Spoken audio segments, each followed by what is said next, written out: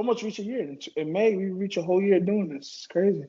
Look at us. You showed us so fucking bad. We're over here reminiscing. God damn. Hey, look at us. Look at us. Huh? Who would have thought? Not me. This is True Rewind.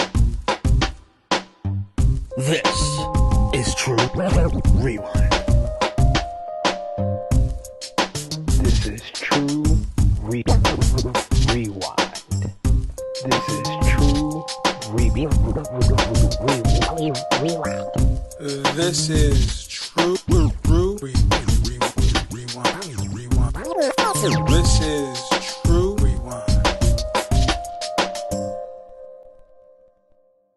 Hello. It is me, your True Heel Phenom SP3. We are back in the DeLorean. Pump up the flux capacitor for another edition of True Rewind. This is where me and the fellow Monday Night Warriors, we go back in time to the Monday Night Wars and we review WWF Raw and WCW Nitro and we decide what was the better show for the week. This time we are reviewing March 25th, 1996 of the Monday Night Wars, and I am back once again with the connoisseur of reporting, Mr. Romeo Anthony Colon.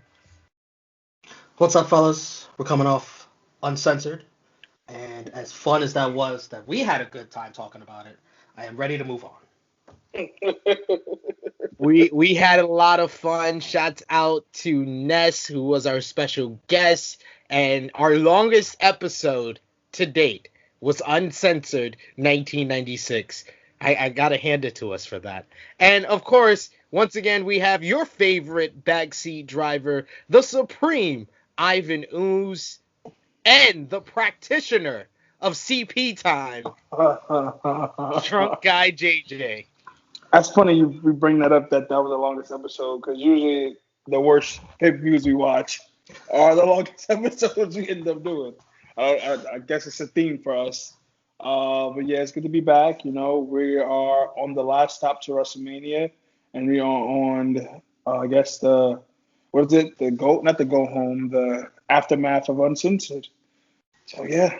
Yes, we are in the rubble from Uncensored, and yes, it was a long show, but this is a reminder to all of you guys watching right now. Give this video a thumbs up. Share this video with all your fans, your friends, your family. Of course, if you're new here, you can also push the subscribe button. About 50% of you watching these videos have not subscribed, and it's like, what are you doing? It helps us out. Just like the video, comment down below, share your thoughts, and come along on the ride on True Rewind by pressing the subscribe button and pressing the bell to press all so you always get notified whenever we get new content right here on True Heel Heat. Romeo, you are the driver of DeLorean, the pilot. Take it away. Let's start with Nitro, guys. March 25th, 1996. I completely forgot to mention in the Uncensored review that, remember, they didn't advertise, but they hinted, sort of ensued, that Dennis Rodman would make an appearance at Uncensored, which he did not. I forgot to mention that. No, Foreshadowing. I hope he didn't buy Uncensored just for Dennis Rodman. Live from Huntsville, Alabama. The last time we were at Huntsville, Alabama, there was a certain nightmare of an episode. You remember? Do you guys remember the fucking mysterious figure in the sky? What's his face's father? Oh, yes. Yes. That was in Huntsville too? Yeah. Man, that Hicktown gets all the bad shit. Man, they got the Go Home to Halloween Havoc, and they got the Fallout to Uncensored. Drunk Guy, do you have a Pepe fashion report? Yes, Pepe looked like he just came fresh off the fucking farm. Like one of them skinny cows that got away. That's what Pepe looked like. So yeah. Mongo here started off the show with, let me tell you something, sports fans. Finally, a wedge is gonna be driven into this alliance. They had to end Hulkamania. I can't wait to see this one. Don't sit back in your chair. Get up on the edge of it, baby. What do you have to say about that, Mr. Brain? Moving on. The show starts with Macho Man Randy Savage versus the Belfast Bruiser. Randy wins with an elbow drop in 5 minutes, 2 seconds. This is the Belfast Bruiser's first loss in WCW. One night, after gaining some buzz from fucking up William Regal, As they brought up. there was a spot in this match where the ref actually helps Randy over the guardrail and back into the ring. You can't do that! At all. These fucking WCW refs are terrible, man.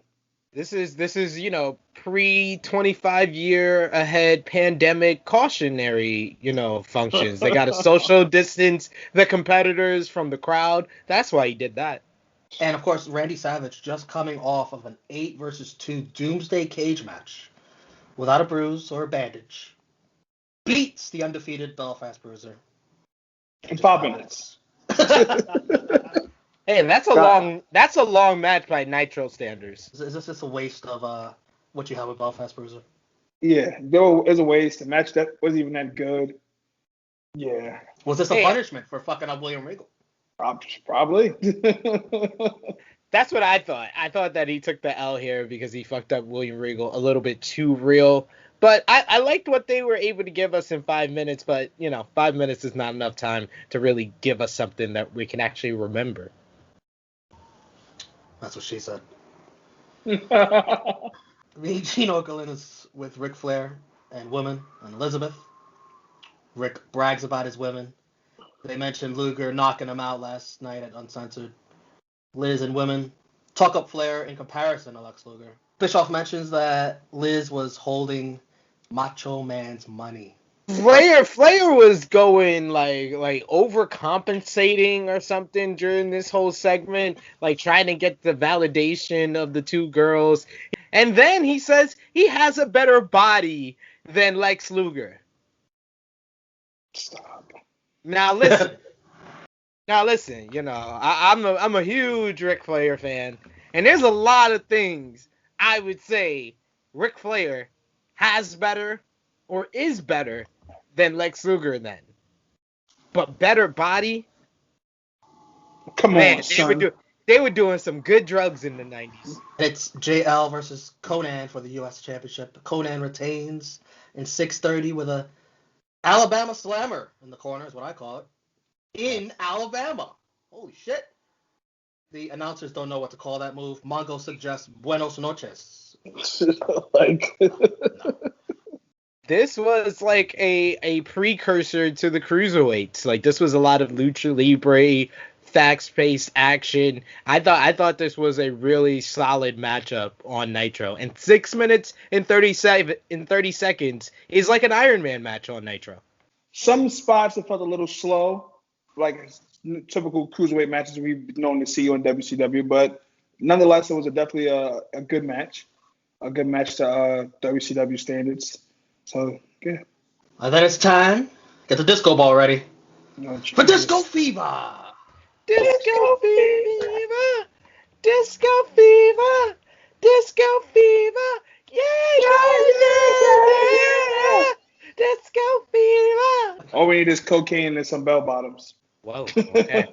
I see. Sorry, I'm still stuck in 76. I apologize. Yeah. Disco apparently has Diamond Dallas Page's diamond rings. DDP needs money.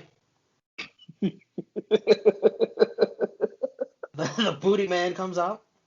Oh my God! I go from disco to booty, man. It's just. Oh Lord. Eventually, the Booty Babe Kimberly comes to check out the action. It's you can notice right away when Kimberly comes out. It's very cold in the arena. Very very nippy. It's like she brings the whole draft into the whole building. It seems. She smacks Booty Man's ass. It's not cold in Alabama. Oh Jesus. To inspire and motivate him. He asked for it. The high knee. Oh, let's see what they did there. Wins it in 1 minute and 10 seconds. That's right, 1 minute, 10 seconds. Booty Man high fives Kimberly and passionately kisses her again as he tries to catch up to Shawn Michaels' kiss count in the Monday Night War.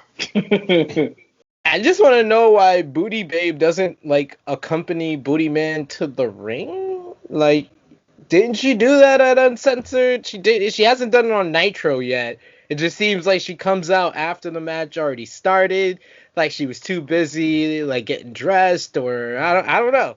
I don't know what's going on there, She's but very shy. Very shy. I guess, but she wasn't because she comes out and she smacks his ass. So I don't know how shy she is if she has can't keep the same energy.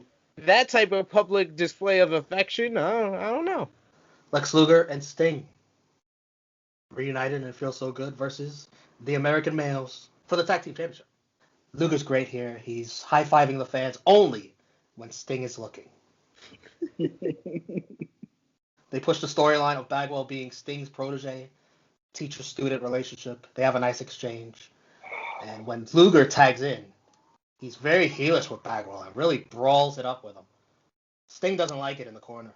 The ending of this match is with Sting winning from a basic crossbody in 6 minutes 30 seconds. Bagwell teases breaking up the pin, but just watches. They sell it as Bagwell not wanting to break it up because it was Sting. Sting then raises the arm of Bagwell and Riggs. As per usual with the Sting and Luger matches, it seems they would never have very good finishes. But I like the storytelling throughout this matchup with the Luger attacking Bagwell and it getting under Sting's skin due to the fact that Bagwell is Sting's protege. It was good stuff. I like I've said many a times on the show, Sting and Luger have the best story going in WCW right now. The WCW Championship is on the line. The Giant with Jimmy Hart. Oh boy, here we fucking go. Elizabeth and Woman throw Macho Man's money into the crowd, almost starting a small riot. Relax, people. It's just $1 bills. Relax. Word. They were acting like they were going crazy. Money. Yeah. Macho Man, you can see him getting restrained in the back, going after them by some hilarious. baby faces and officials. Woman gets a slap on him. Later, Bischoff tells us Macho Man left the building in handcuffs. That's the part where one of the fans called her Elizabeth a slut when she was looking up the But she didn't look happy, did she? At all. Flair said something to the fan. Giant goes for a splash off the top rope. While impressive athleticism, it looked awful because he overshoots Flair by a mile. Jesus, completely. Giant again takes a bump over the top rope, diving in the corner. So I guess he did mean to do that last night. Or he just liked it so much, he's like, yeah, I'm going to do that shit again. Let's try it again. A lot of cheating by Flair, Woman, and Elizabeth, using a rope to choke the Giant. Woman choking Giant is a bit rough to mention or watch, considering. Come on, man, you're living in the you're living in the future. Oh shit! You're living in the future, man. Can't you out of the future yet? She choked him with a rope, right? Yeah. Not a weight equipment. So God. It's just not the same thing. Jesus Christ! Was I the only one thinking that's watching this? I feel like I'm watching Edge versus Orton again. You keep reminding me of the Chris Benoit murder. Shit. Giant overcomes all and signals for the chokeslam. Woman screams pretty annoyingly. Woman and Elizabeth enter the ring to stop Giant from pinning. The ref is distracted. Arn Anderson with a steel chair to the back of the Giant. Sullivan takes it from Arn, and Giant thinks Sullivan did it. Chokeslam to Taskmaster. Chokeslam to Arn. Ref decides there's way too much going on. Signals for the bell. No contest. Dirty finish. 8 minutes, 50 seconds. Giant walks off, leaving a scene of destruction in the ring. And I guess this is a babyface turn for the Giant? If it is. Kumsa. Yeah, no, I don't think so. If it is, it would be the first of just a few in his career. A few. Shit. He'll be a heel next week on Dynamite. You have to keep count of that. You have to keep count of that during the Monday Night Wars. How many times he turned heel from WCW to WWF. We're going to have Romeo working hard, man. That sucked. The audacity of them to have to throw this match out because it was too much. When we've seen worse clusterfuck of endings, and the match continued on WCW. So that was bullshit. Of course, they're trying to continue a story, but they could have ended that match a better way. Trash. So I don't know if it's the fact that we've gone through 11 weeks of the same nonsense with Hogan and the Dungeon of Doom, but I didn't think this match was trash.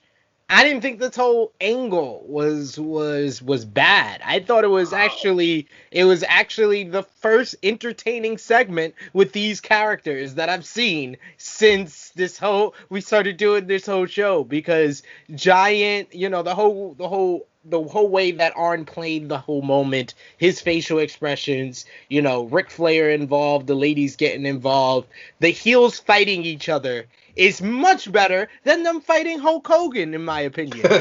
You must have been seriously over Hogan for you to enjoy this. Man. I am seriously over Hulk Hogan already on this ride. Like no one has ever needed a heel turn more than him. Now I understand why it was such a big deal, because man, this is rough. These past couple of months, watching him in WCW has been rough.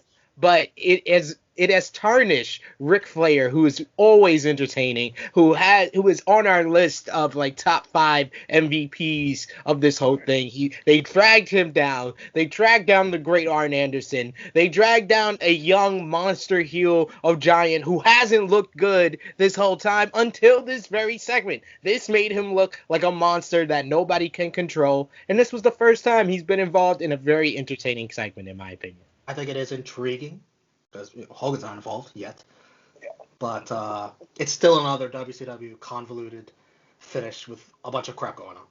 Yeah. In a world title match.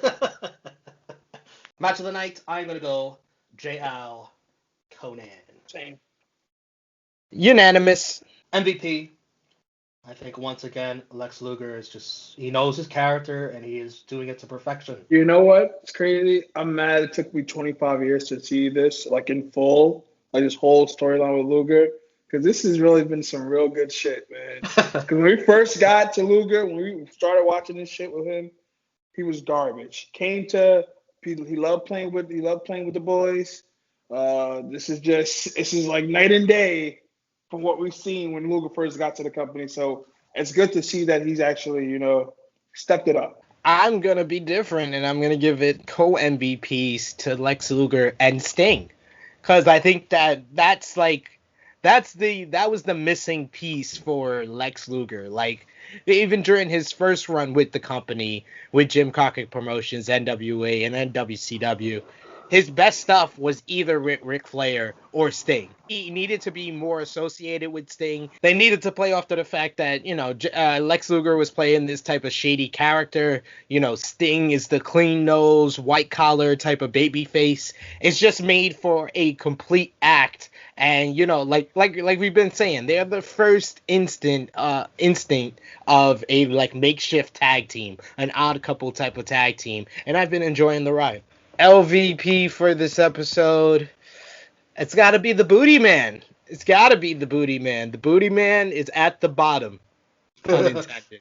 Well done. My LVP is going to be his opponent, Disco Inferno, for losing to the Booty Man in about a minute. Fair. That's crazy. You chose Booty Man, he chose Disco. I was choosing both of them. Fuck it, I'll choose both of them. Booty Man is just, oh man, he's booty. Disco looked like a whole fool losing to the Booty Man in a fucking minute. So yeah, Put a thumbs out. And in 3, 2, 1, so thumbs down. This edition, Monday Night Nitro. 3, 2, 1. 3 thumbs down. I feel so bad, man. I really want us to enjoy this ride. Pause. I'm the pause man. The best surprises when I pause you from behind. I'm the pause man. What? I want Pause. to Don't worry, folks. It gets better. It gets better. It gets better. We're suffering through it for these people, you people, to enjoy the ride, because we're suffering through it, so you get to laugh at our misery. Dark side of the ring over here. Shit. Go through a pandemic to, get the vaccine and get better, and life goes back to normal. Oh, I didn't even make that correlation. Like, it's been a year of hell on True Rewind. It's been a year of hell in 2020, 2021. We chose to do this for the pandemic. We started this thinking it'd make us feel better. Wrong. Damn, we almost reached a year. In May, we reach a whole year doing this. It's crazy. Look at us. You showed us so fucking bad. We're over here reminiscing. God Look at us. Hey, look at us. Look at us. Huh? Who would have thought? Not me. We'll have a anniversary special. Not to be confused with the vaccination special on South Park. Hello. The ratings last week, they did 3.6, their highest ever head-to-head. Now, coming off of Uncensored, you think those people watched that and said, hey, I gotta watch Nitro? Sid, what do you think they did? Coming off of Uncensored, I'm gonna say they did 3.7. Okay. Yeah, I was gonna say the same thing. 3.7. You know how that goes, man. These bad shows get good ratings. So. They went down by a lot. 3.1. Woo! The fans are finally using some common sense. Let's go. That's what I love to see. They heard how bad that main event was, and they decided not to tune in. Good job. Drunk Guy, can you change your channel to USA? Absolutely. What was it back in New York back in the day? 40, right? Go to 40. Damn, you remember that? You're good. I thought it was like 27. It was 27. 27? Yeah, probably like, in Manhattan. In Manhattan, probably was like it was 20. I think it was 40. You know. Okay. Monday Night Raw. Let's not start a turf war. Monday Night Raw. Gang banging on True Rewind. Not confused with Smokey Robinson, guys. Not confused with Smokey Robinson. Monday Night Raw, March 25th, 1996. Taped, once again, San Antonio, Texas. They did their whole WrestleMania build-up in San Antonio. Hey, that's efficient. I'm about to say, and you know they gotta, Vince probably did it for Shawn. Gotta make him look strong heading into Mania. Shawn Michaels on his camcorder making his entrance with the click cam. HBK coming down to the ring with a video camera called the click cam was looking very pedophile.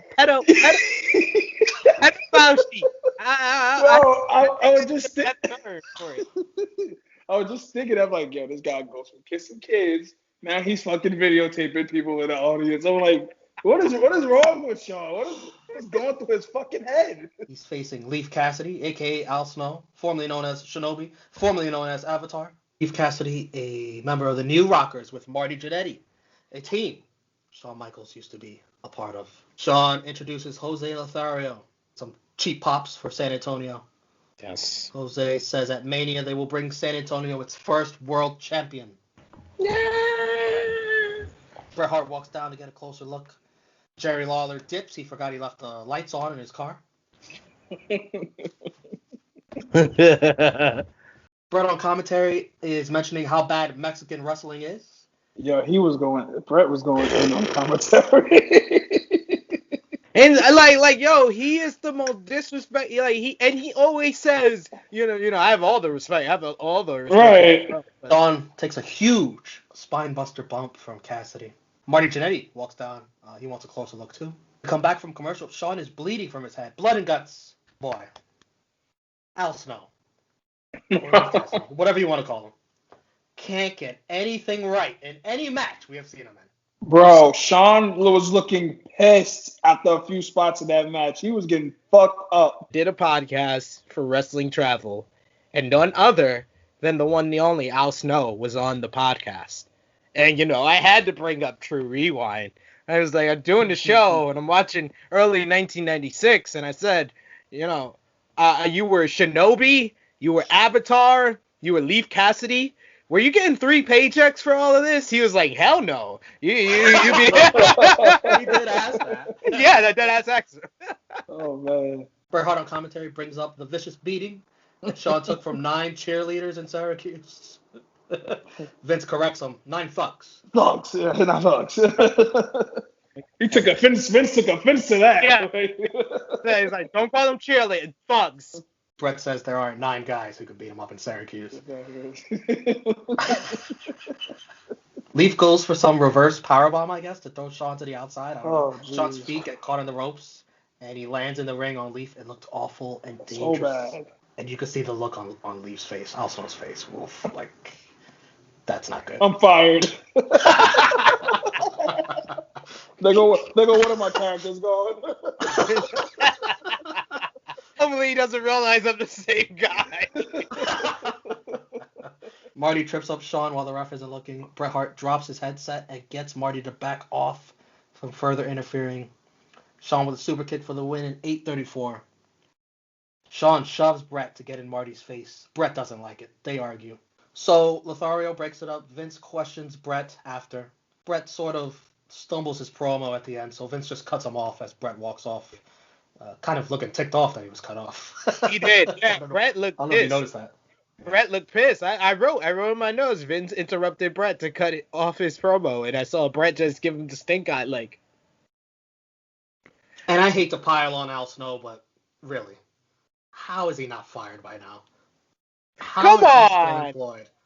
No, Come I hate to do it. I hate to do it. He's right. Multiple gimmick changes, multiple horrible matches, and very reckless with the face of the company before WrestleMania. I cannot believe. No, this is a comeback story. To survive all that and go on and make money and have a career, it's very positive. Well, he It's left. heartwarming. He did leave. I think he got fired. He went to ECW for a bit and then came back. I think also in that when I asked him when I had that podcast with him, I asked him about being in between the two companies at the time. I think he was under contract with WWE while he was still with ECW. This nigga gotta be the luckiest motherfucker on earth. Oh my god. Jeez. I thought Shawn and Leif Cassidy was a very solid matchup. Yeah, Leif Cassidy had his moments, but Shawn is one of the best workers in the world, and Leif at this time he was still getting his legs underneath him. But this had to be nerve-wracking to be in there with the main eventer of WrestleMania. But they turned out a fun match, in my opinion. Yeah, outside of trying to kill Shawn, it wasn't. I definitely enjoyed this match. Bret on commentary was hilarious. Shawn gets the flack for the 90s about the whole situation with him and Bret, but man, the way Bret acts, like to Shawn, like when they interact in the ring, you would think that he hates him. Yeah. And I can see why Shawn probably thought he hated him and why it led to a lot of things down the line. I'm like, Bret sounds like a real piece of shit. Another Ultimate Warrior hype video, and this was hilarious. Vince McMahon is almost giving the Ultimate Warrior credit for the attendance of 62,167. Yo, when he was a fucking surprise. And he didn't The power of Ultimate Warrior. The drawing power of Ultimate Warrior. Aldo Montoya versus Hunter Hearst Helmsley. Vince plugs that Mania coming on Sunday won't be a bait and switch. The audacity! You fucking nerve. After we did a true rewind on In Your House that I renamed Bait and Switch. Bait and switch. And it wasn't for WCW. Triple H wins with a pedigree. 5 minutes, 4 seconds. His girl on the outside looks very uninterested.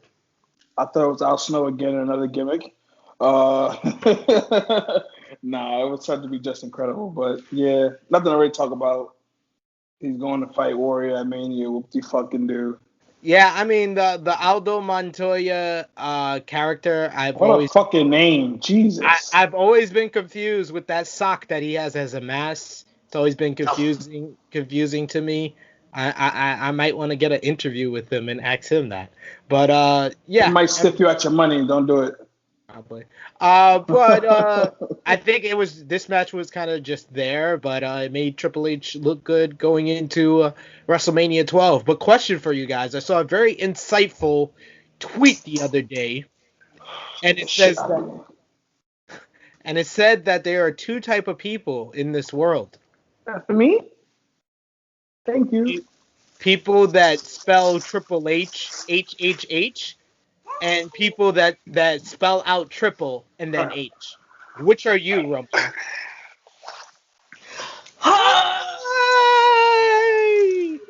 Say hi. Hey! You bring your daddy alcohol? This is terrible. What a good job. Say hi to hi. the people at home. Say hi. Say hi. Our you- second you- child cameo. Gonna be Harlem and drunk girl Naya. I got whatever I produce. Who knows what that is? Don't worry, man. You got to start. You got to start for Romeo Mania, man. Yeah, we got drunk girl Naya, HRP. It's gonna be the all ladies. The ladies take over True Rewind. Yeah. Romeo's gonna have a girl too. Oh Yeah. Lord. Charlotte Cologne. Yes. They'll be talking about. You already know Yari is not letting that happen. He's not letting you do your kid, Sean. You might as well get that your head down. Don't do that to Tia, because I'm gonna go in on her for not letting me call Sydney. Bro, and Mia could have been named Sasha. Come on, it's not. Hey, at least I got the middle name. At least I got the middle name. And look what she brought me, guys.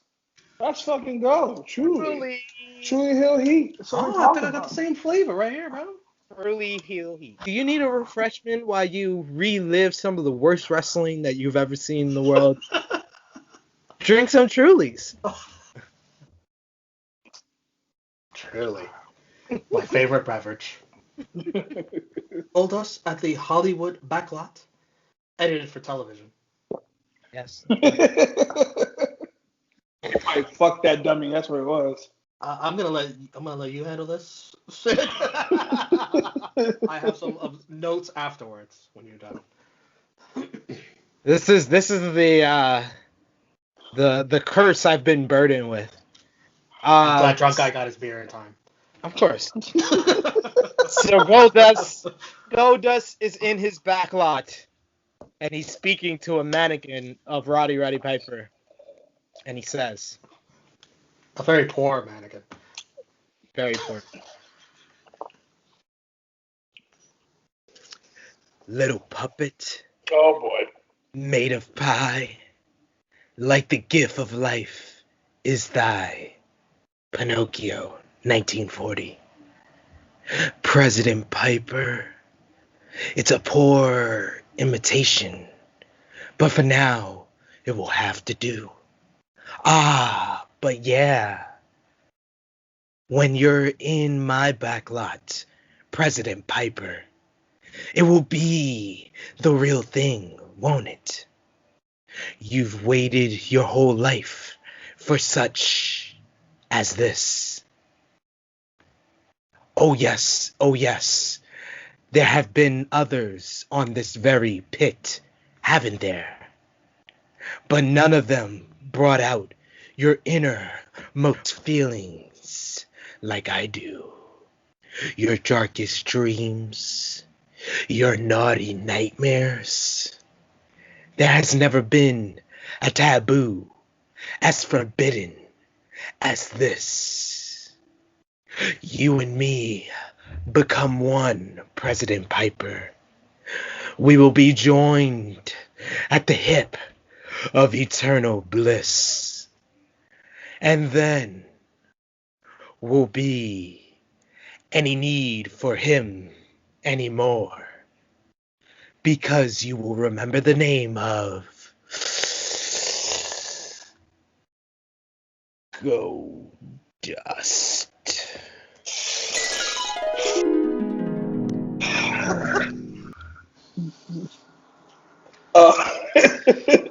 I like how me and Jaquan have to immediately mute ourselves so we don't laugh over you. Yeah.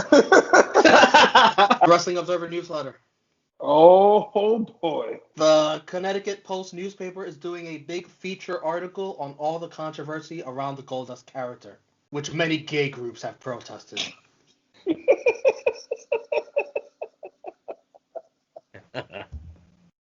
I'm gonna leave myself. From a business standpoint, it seems the Goldust character is starting to get over, but Dave Meltzer can also see the point. You being bent over? I'm gonna start that. I'm gonna start that again. But Dave Meltzer can also see the point that it essentially encourages gay bashing. Also this week, Goldust appeared on the Conan O'Brien show. completely in character, and began coming on to Conan until they called security. No pun intended. Really? The segment was worked, but hilarious. Conan did great, knowing that it was a work, but still playing to the fact that it almost looked real. So he basically got sexually harassed on camera. Goldust was promoting WrestleMania, and I thought did a good job, but this may have been a bit much, this whole segment. Now I gotta definitely watch this when we're done. Holy shit! The link will be in the description if you, the viewer, want to check out this video. Undertaker and Paul Bearer with Vince McMahon. Yes. That's what I'm here for.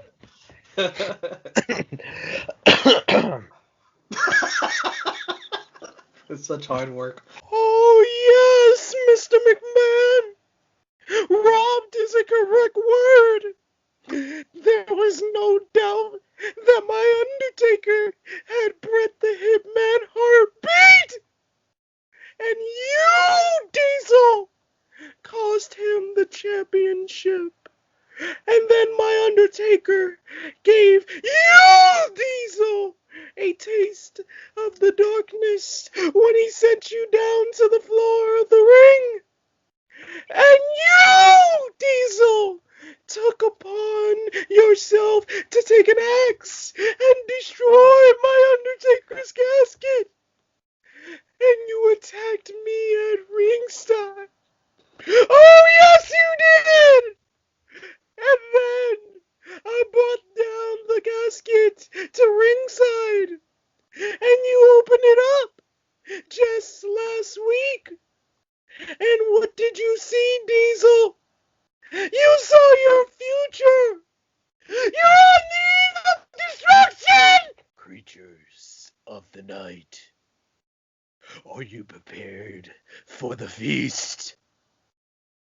For when all is said and done at WrestleMania, all that will be left is the battered carcass of one Big Daddy Cool. You see, Diesel, you left me with no other option.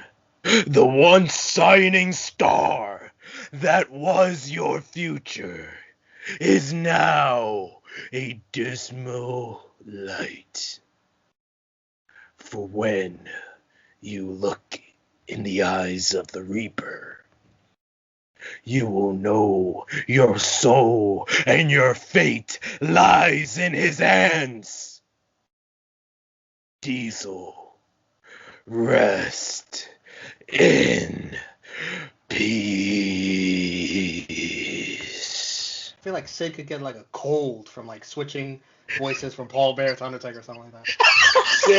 Sid is a fucking man. He can portray. Oh, Jesus.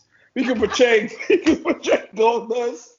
He can portray Paul Bearer and take it all one fell swoop, man. Sid, you got all my respect, brother. Let's clap for Sid, man. Gotta get this man his flowers while he's here. Bro, I think you could do Thor too. You had the Undertaker sounding like Thor there. I thought a little bit.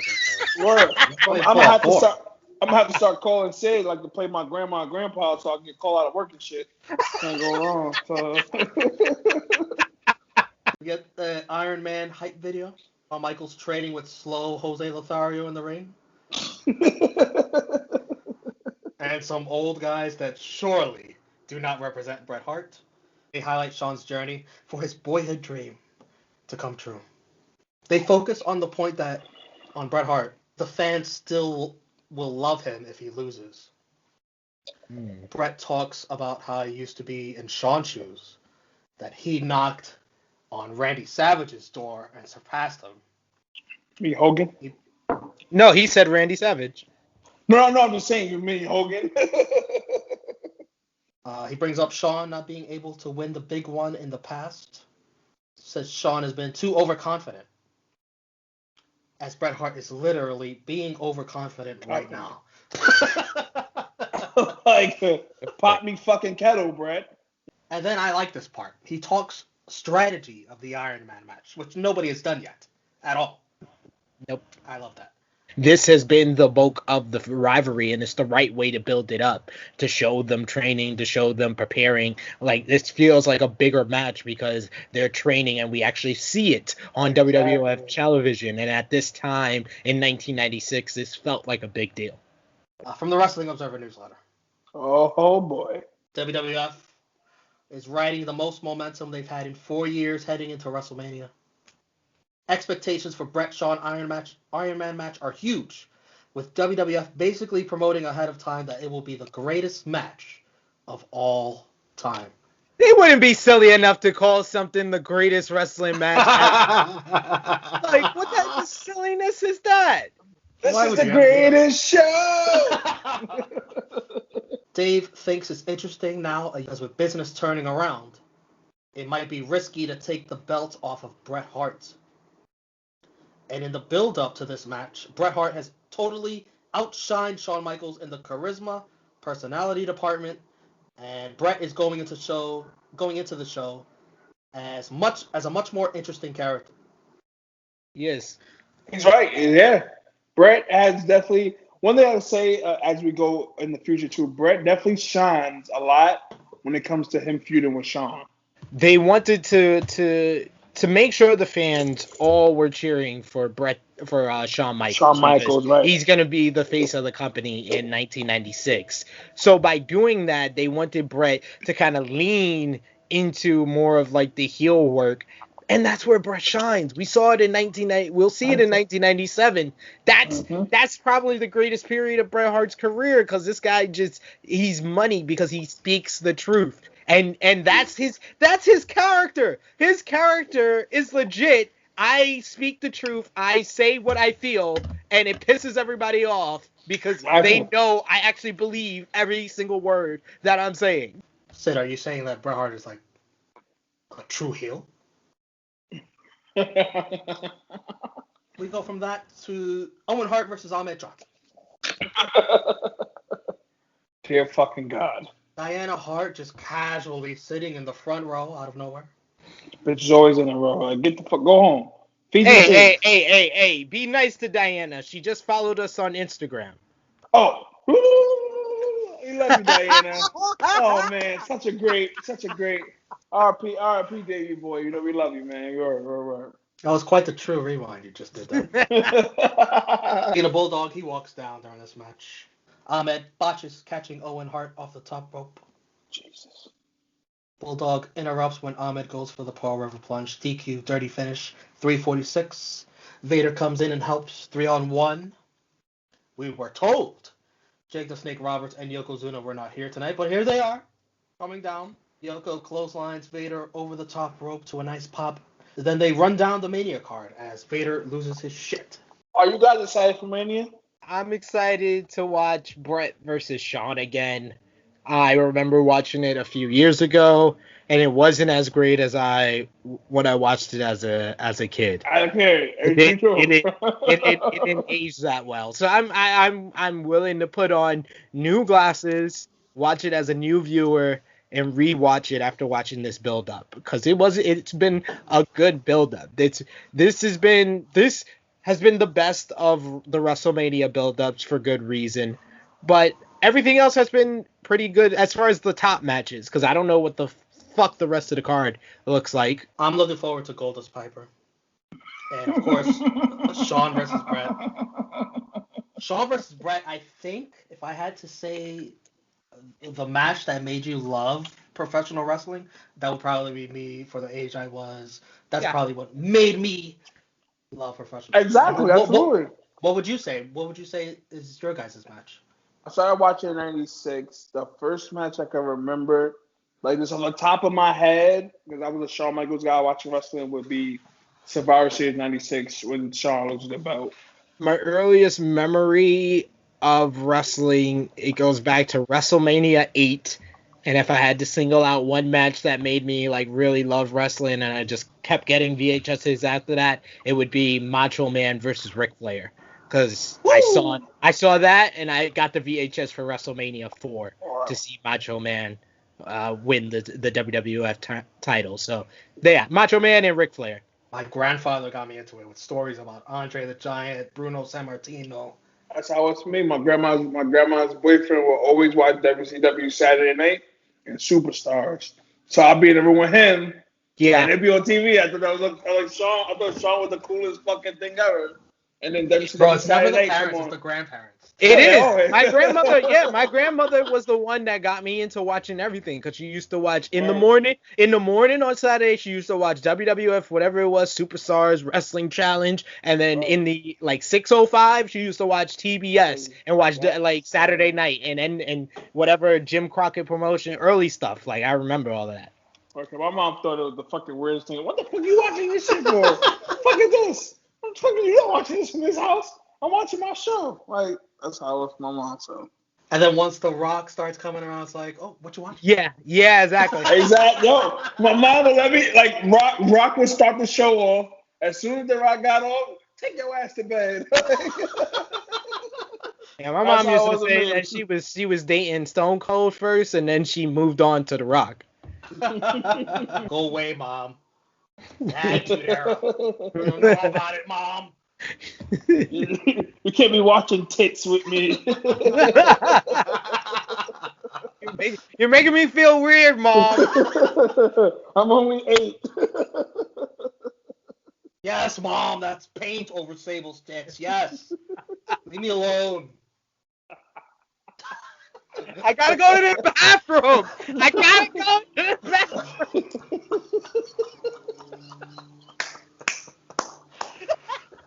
Like, is he really putting his ass in that man's face?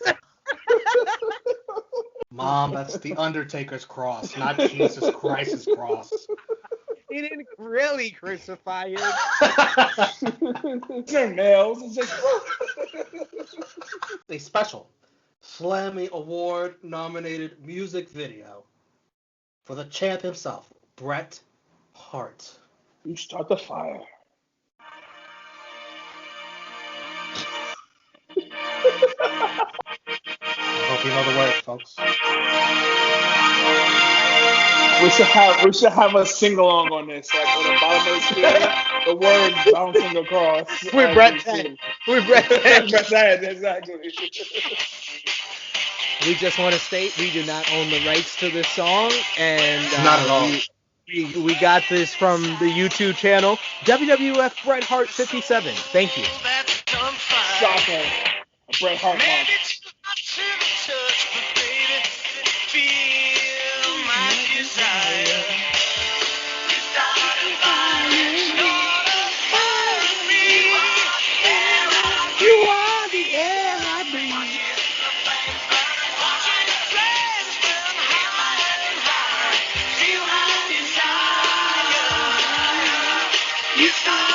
You start the fire. Beautiful. That's a good music video. I'm glad they both got music videos ahead of WrestleMania. It has nothing on Tell Me a Lie, but yeah, it was a dope video. Well, two very different. Yeah, two different ones. Yeah. This is I'm a more upbeat person. I'd rather go with this. This is like a Tell Me a Lie. This is like a celebration of Bret, while this is like we're mourning the fact that HBK got attacked by Nah, cheerleaders, right? Not cheerleaders. Wait. You mean non-thugs? You mean non-thugs? 9 thugs, you mean?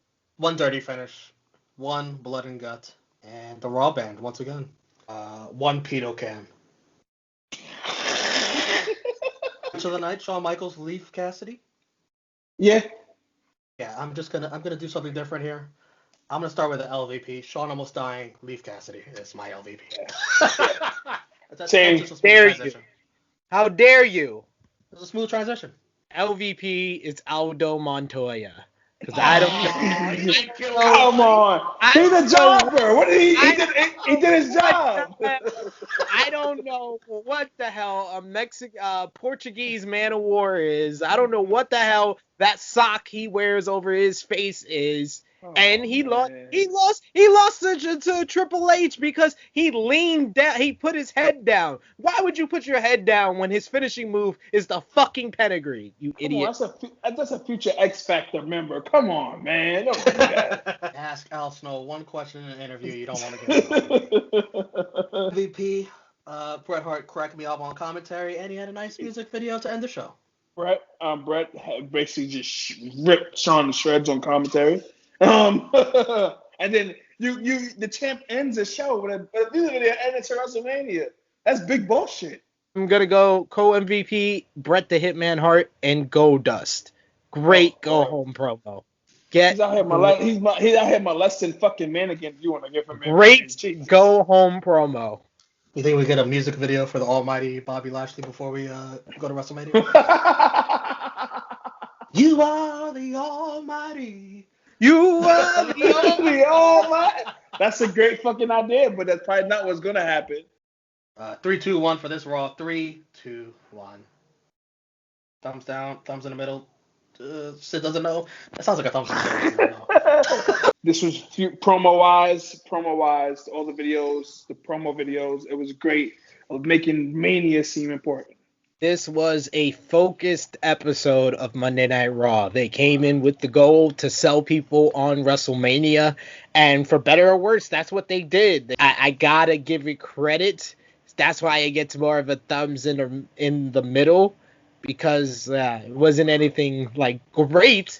Like, nothing to rave about. At least it wasn't Billionaire Ted. So you know what? Yeah, I am giving it a thumbs up. No Billionaire Ted on the show gets a thumbs up from me. I'm the Russian judge on True Rewind. You gotta earn the thumbs up. You gotta. Okay, Simon. Okay, Simon Cowell. Fucking Simon Cowell over here. The ratings last week, the last 2 weeks, Raw has done a 2.9, and Nitro did a 3.1 as previously mentioned. 3. Damn it, I was gonna say that. we did Raw. 3.1. I'm gonna say 3.1. Drunk guys, closer. They did a 2.8.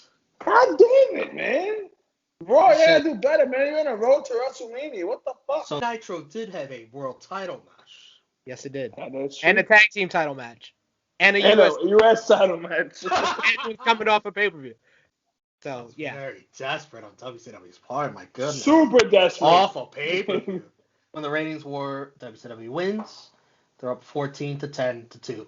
And on the True Rewind scoreboard, you guys with your thumbs in the middle, and, well, so it turned to a thumbs up. Raw wins. So it's Nitro, 15-11. Getting close as we move into the home stretch of Season 1 of True Rewind. Yes, you heard me correct. Season 1 of True Rewind. You just witnessed the ultimate episode. We will be going live to watch the main event of WrestleMania 12. We've been talking about it for a couple of episodes now. Yes, Bret the Hitman Hart versus Shawn Michaels in the 60-minute Iron Man match. We're going to go live right here on the True Hill Heat YouTube channel. Okay. We'll do it live. Okay. We'll do it live. Fuck it. Do it live. I'll write it and we'll do it live. We'll hear from you guys. You guys turn it on. It's a celebration of not just the 25-year anniversary of WrestleMania 12 and this matchup, but it's like a going away a party for the WWE Network, because the WWE Network is all done, folks. That's all. Folks. Stupid motherfuckers want to fuck up a good thing. For you U.S. viewers. WWE. Yes, for us not you foreign motherfuckers. Oh, sorry, not you foreign people. For us U.S. viewers, yes, it's all over for the WWE Network on April 4th as they gear up for the move to Peacock Network for WrestleMania 37.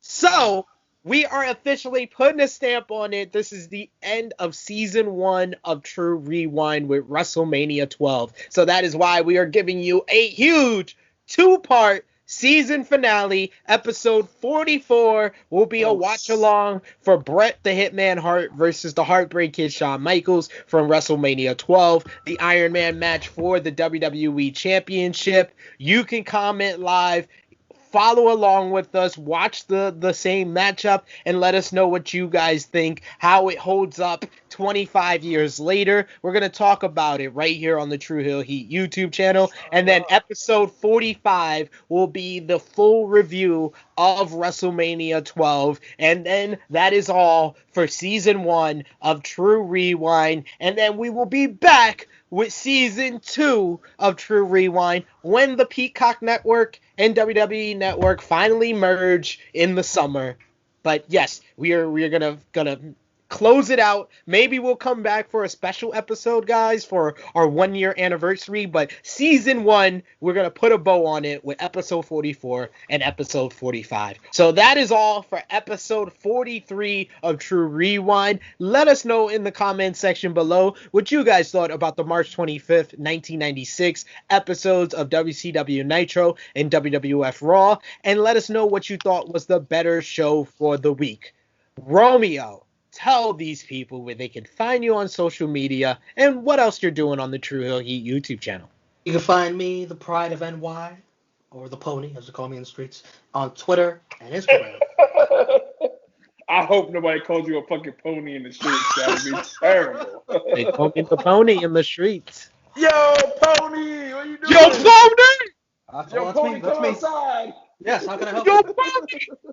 Also, right here on the True Heel Heat YouTube channel, the Romeo Report, whenever there needs to be some investigating in the wrestling community, such as the Soulja Boy, Randy Orton beef. What week will this be? Wednesday Night Warriors, will that still be a thing? This comes out the last week. Yes, you got 2 more weeks. You got 2 more weeks. Wednesday Night Warriors, I think this week, maybe our penultimate episode, I think. Yes, I think so. So check us out, me and Chris G. We cover AEW versus NXT. Drunk Guy JJ, tell them where they can find you, social media, websites that don't exist anymore, and anything else that you are doing, sir. _J Duggan. Twitter, Drunken Master JJ. Facebook, my name. If you know me, you know my name. If you don't know me, then you shouldn't be having me on Facebook. Skonex, Black Planet. Red 96, of course. AOL, you know how I go. AIM, True Hill Heat. YouTube, True Hill Heat. Twitter, True Hill Heat. X videos, True Hill Heat. Tinder, True Hill Heat. I don't know any other dating website because I'm not a fucking nerd. What else? Twitter, True Hill Heat. You got fucking, we're everywhere, man. Come on, you know what I do. You know how I do it. You know what the gang does. We do this every fucking week. That's what we do. Tune the fuck in. Stop playing with us. We should just have him like do outros for all the videos. Like you can follow me on Twitter at TrueHeelSP3, on Instagram at TrueHeel_EpicSP3. You could also follow the gang, like he said, Facebook, Twitter, Instagram, True Hill Heat. You could also see me on Wrestling Daily YouTube channel every single Wednesday, 3 p.m. Eastern Time, 8 p.m. BST with Alex McCarthy, talking about the latest in the wrestling world. You can also find me immediately following SmackDown every single Friday on the Sportskeeda Wrestling YouTube channel with Rick Ucchino, reviewing Friday Night SmackDown. And you can find me on the Powered 4 TV YouTube channel with Powered 4 SP3. All of that, follow along with the game. Of course, like this video, share this video on all your social media platforms. If you are new, subscribe to the True Hill Heat YouTube channel. I've said it subscribe button. Subscribe, motherfuckers. Stop playing with us. So, for the connoisseur of reporting, Mr. Romeo Anthony Colon. For the Supreme Ivan News, Drunk Guy JJ. It is me, your True Hill Phenom SP3. This has been episode 43 of True Rewind. Until our live episode 44 watch along for the Iron Man match at WrestleMania 12. We will see you next time. Whoa. WrestleMania. That is just so Bob's game. Oh, just like that. Just like that.